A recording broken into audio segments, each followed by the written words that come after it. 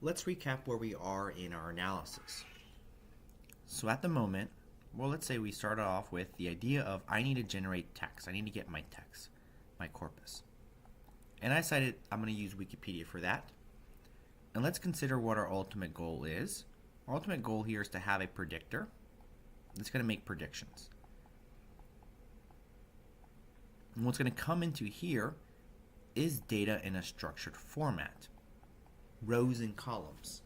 These machine learning algorithms, they need something in rows and columns, but not only that, but the entries of our matrix, the entries of our two-dimensional array, must be numbers. So we got to be able to find a way we can take this text, unstructured, and finally process it. So we have the final product here, rows and columns of numbers. And we used the Wikipedia package to get our corpus, and we decided that the documents in our corpus are going to correspond to the different sentences in our corpus. So each sentence is a document, so each sentence is an observation. So we have now is an array, so we can put here is we got sentences, we generate our document, our doc.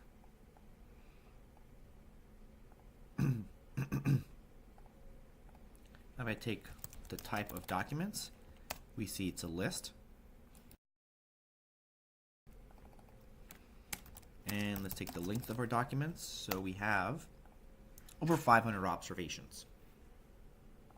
But if we examine one of those observations,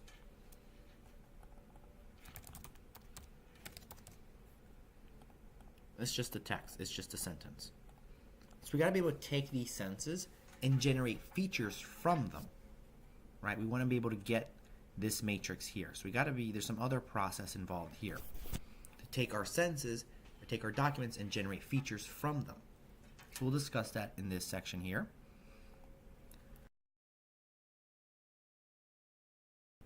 And we already did some initial probing. We look at those sentences and we understood that the word usage, we want to exploit that word usage pattern. In other words, documents that refer to Python the animal are going to use words like snake and reptile and perhaps trees or snakes or a prey more frequently than other words that are going to be more common in Python the programming language. Things like memory, for loops, those phrases are going to appear more frequently in Python the programming language. So that we understand that that's the signal, that's what we're trying to get at. How we can use it as a basis to generate features, generate columns. So one simple but very effective algorithm we can use to generate features from our documents is the bag of words model. And what the bag of words model is going to do is going to take each of our documents and it's going to count the frequency, how many counts does each word appear in our document. And this is what we want, because we understood that there's a pattern, right? We want to exploit this behavior that certain words are going to occur at a different frequency depending on if the sentence the word is in is regarding Python the programming language or Python the animal. So let's examine this bag of words model. And the reason why it's called a bag of words model is because you can visualize what's occurring. It's going to take each document, it's going to take all the words of that document, put it into a bag, and count the frequency of each of the words. So in this example here, we have two documents, document 0, document 1. So one says Python is a large snake, although the snake is not venomous.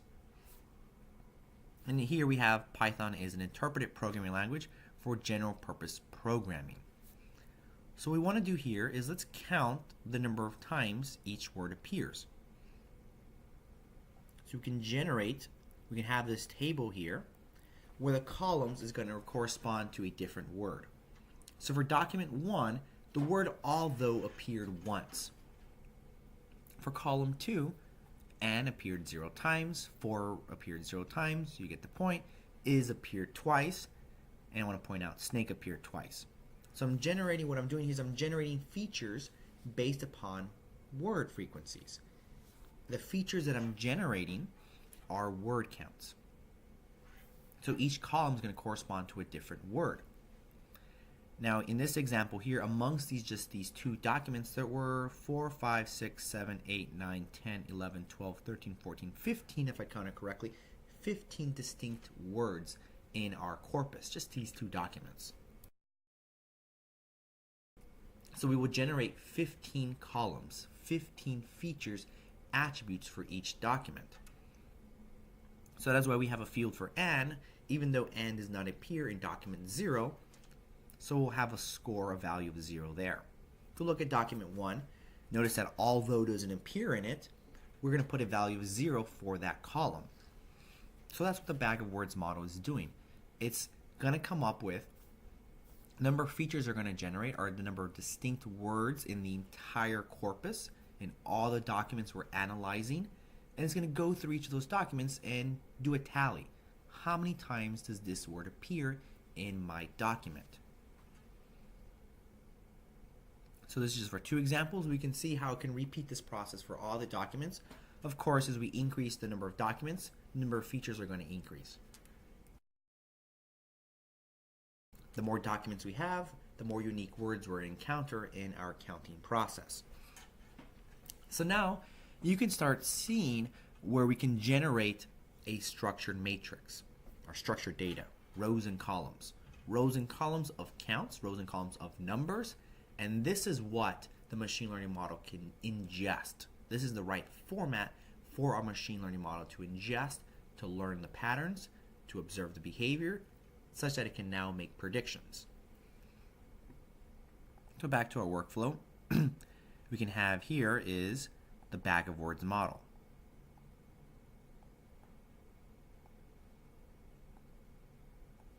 So we have a two-step, looks like a three-step process. We include the predictor, take our corpus, break it down into documents, and then feed those documents into the Bag of Words model.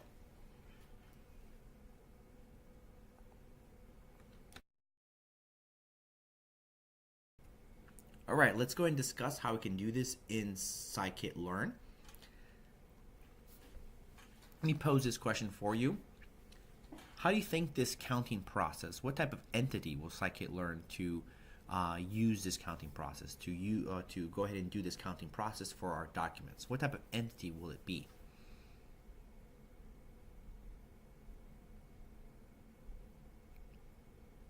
It's going to be a transformer. It's going to be a transformer, right? It's going to take some data and transform it to a different format. One thing I want to talk about the Bag of Words model, like I said before, it's a simple model. It's just simply based upon word counts.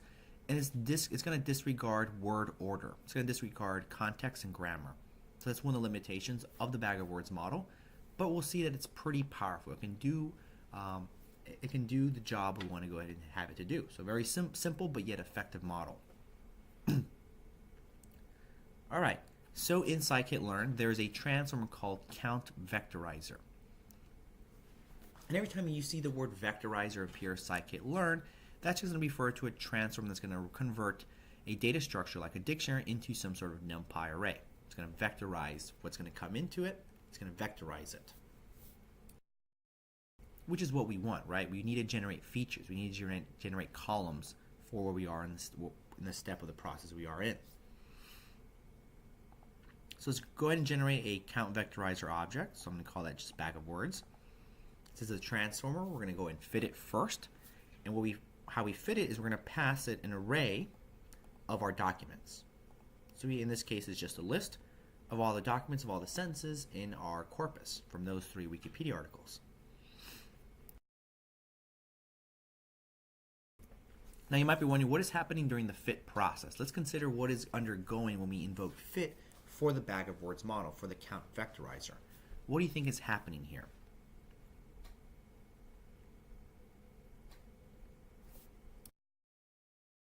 Well, during the fit process, what it's doing is that it's looking at all the unique words in the corpus. And it's going to associate each column with a word. It's going to create a map telling you, okay, column 0 is this word. Column 1 is that word. It's figuring out that mapping. It's going to consider all the features I'm going to generate. Now, what about order? Does it matter what column, what column number a word refers to? In this example here, notice venomous is the last column. Is that important that venomous was the last column, or could have been the first column or the second column or something else? No, the order of these columns are arbitrary. It's one of the things we need to be aware of. It just so happens that venomous was the last column, but this is arbitrary. We'll keep that in mind. So now we fit it. Let's go ahead and use the transform method of the bag of words model. So what do you think is happening when we invoke transform on our documents? What do you think is happening? Well, at this point here, when we say transform, what is happening is it is taking each of those documents, it's looking at all the words, it's counting how many times they occur, and it's filling in the count in the appropriate column. For example, here, when it goes into snake, and notice, oh, snake appeared twice, so put a value of 2 for that respective column. So that's what's happening when we do the transform. This right here is generating this count matrix. So we're going to go ahead and assign this result to a variable called word counts. Let's go ahead and print out word counts. Let's go and run this. And this is what we observe. So here is referring to, this says that the document 0, column 209 had a count of 1. Looks like column 259 had a count of 2. And we notice that the output of this transformer is a sparse matrix. So why do you think it was a sparse matrix? Or why do you think scikit-learn defaulted to returning to us a sparse matrix after the transformation process?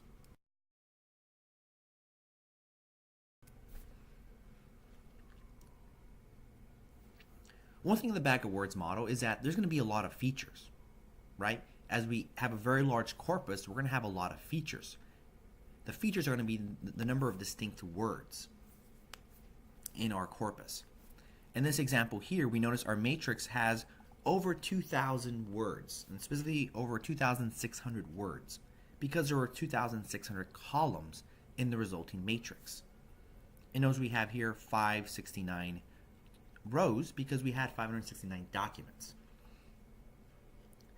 And each sentence, right? Each sentence is perhaps, each document is perhaps anywhere from maybe 5 to 20 words long.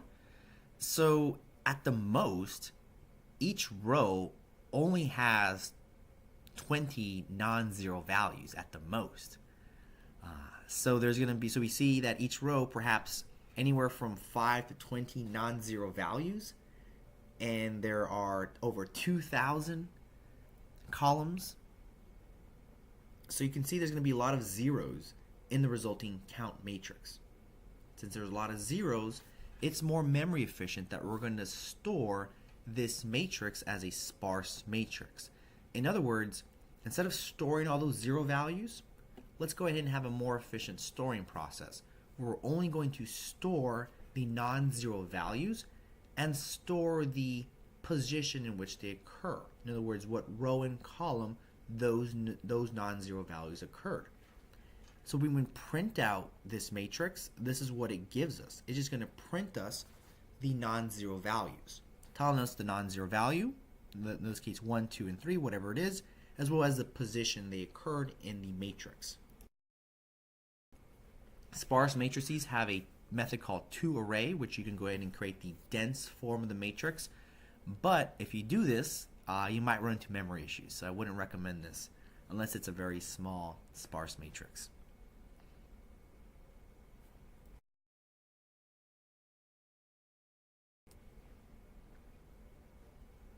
Okay. And as I've always stressed, one of the things we should investigate is, let's look at the documentation for Count Vectorizer. Inspect it. So there's some key things here. Notice the encoding is set to UTF-8. So if we're working with something else that has a different encoding, make sure you want to change that. Let's look at some of the keywords, some of the inputs we have here. Something I want to emphasize. We'll look at some of those later.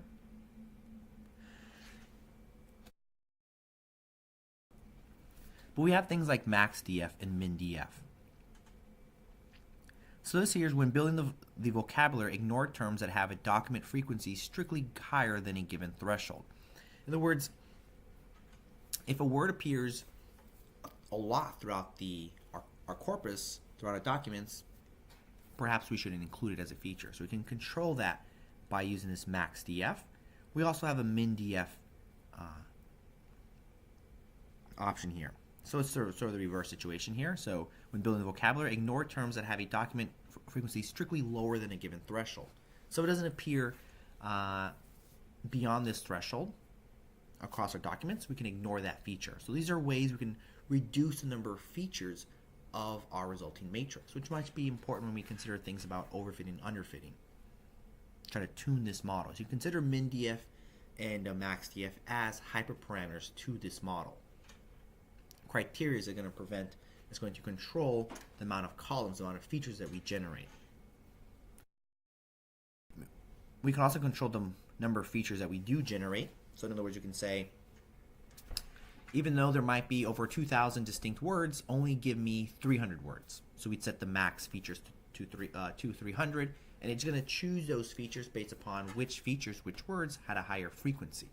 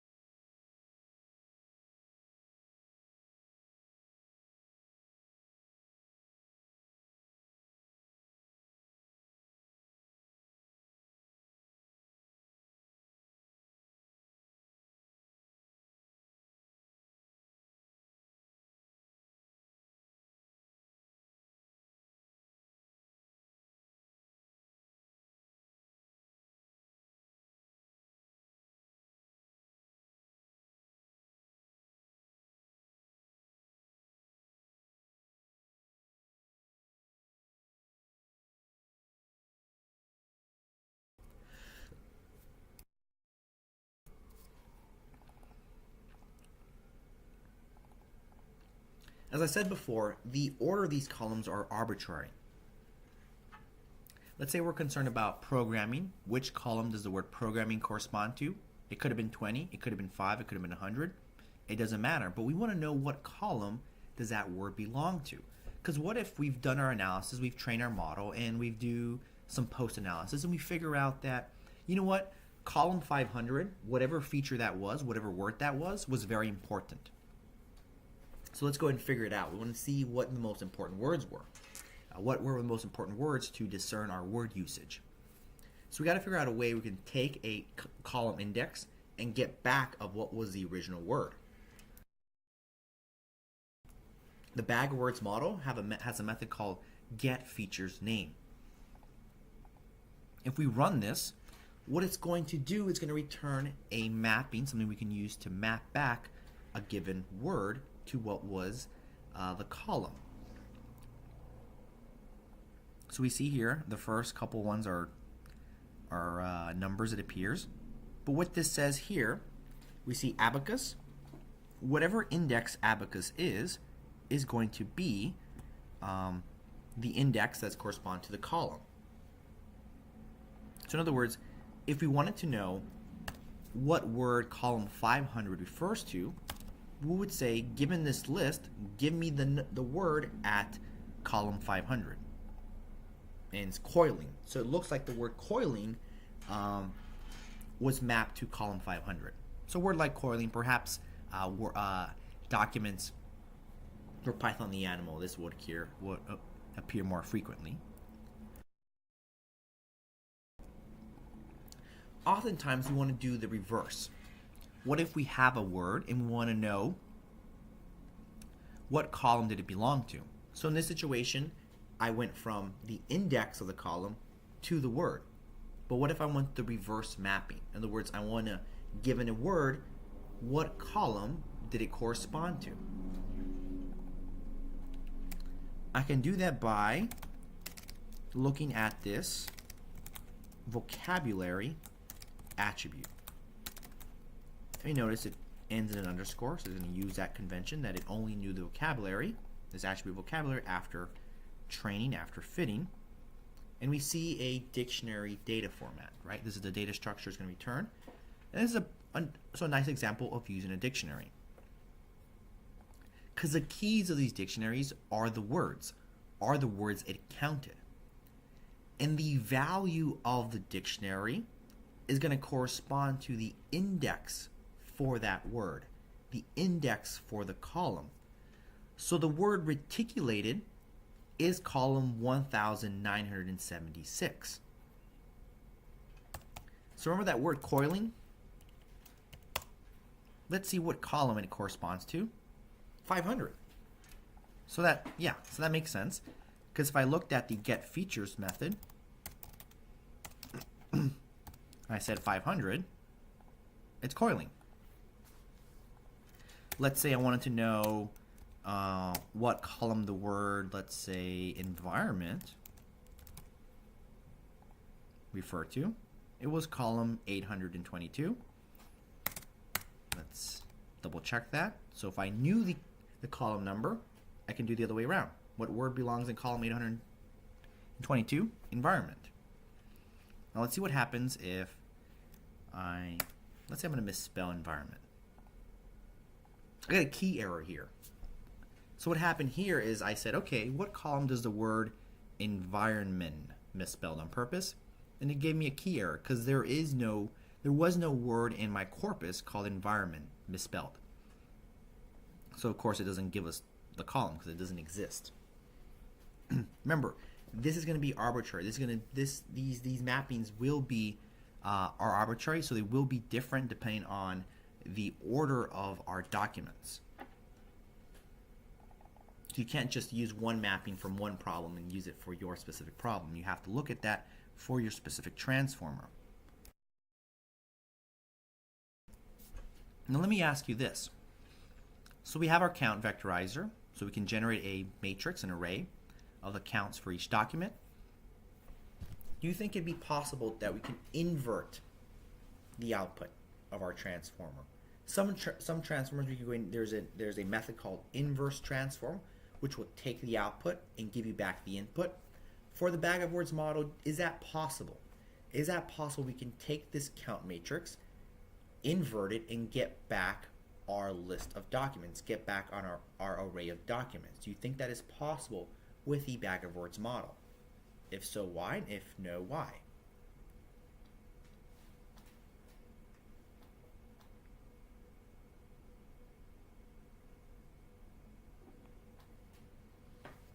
It's not going to be possible because one of the things the bag of words model is that it's going to destroy, it's going to lose the structure of those words. It's not going to preserve word order. It's not going to have anything about the grammar of the document because it's simply doing counts. So if you try to invert it, the most you're going to go ahead and do is just tell us what words were in a document. It's not going to give us the order of those words. That information isn't preserved. It is lost in the bag of words model. But this simple algorithm is still powerful for our task. That's why it's a very common algorithm.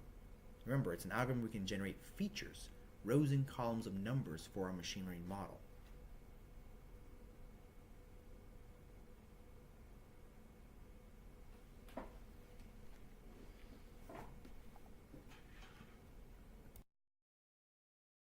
In this block of code, I basically illustrated what I did before.